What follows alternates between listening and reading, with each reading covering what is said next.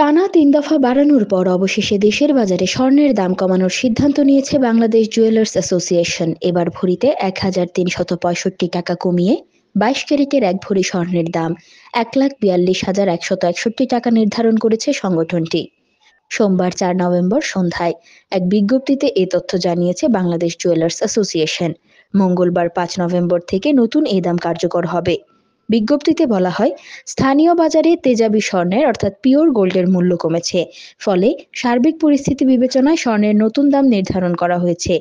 নতুন দাম অনুযায়ী প্রতি ভরি ১১.৬৬৪ গ্রাম ২২ ক্যারেটের স্বর্ণের দাম পড়বে ১,৪২,১৬১ টাকা।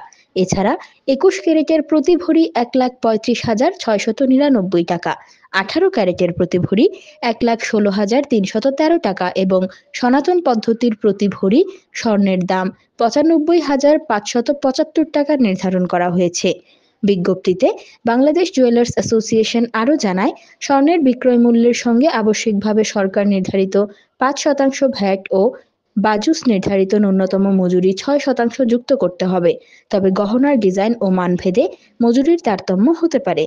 এর আগে সবশেষ গত ৩০ অক্টোবর দেশের বাজারে স্বর্ণের দাম সমন্বয় করেছিল বাজুস। সে সময় ভরিতে ১,৫৭৫ টাকা বাড়িয়ে ২২ ক্যারেটের এক ভরি স্বর্ণের দাম ১,৪৩,৫২৬ টাকা নির্ধারণ করেছিল সংগঠনটি। এছাড়া ২১ ক্যারেটের প্রতি ভরি ১,৩৭,০০৫ টাকা, ১৮ ক্যারেটের প্রতি ভরি ১,১৭,৪৩৩ টাকা এবং সনাতন পদ্ধতির প্রতি ভরি স্বর্ণের দাম ৯৬,৫২০ টাকা নির্ধারণ করা হয়েছিল, যা কার্যকর হয়েছে ৩১ অক্টোবর থেকে। উল্লেখ্য, চলতি বছরে এখন পর্যন্ত দেশের বাজারে ৪৬ বার স্বর্ণের দাম সমন্বয় করা হয়েছে, যেখানে ২৮ বার দাম বাড়ানো হয়েছে আর কমানো হয়েছে ১৮ বার। আর ২০২৩ সালে দাম সমন্বয় করা হয়েছিল ২৯ বার। স্বর্ণের দাম কমলেও অপরিবর্তিত রয়েছে রূপার দাম।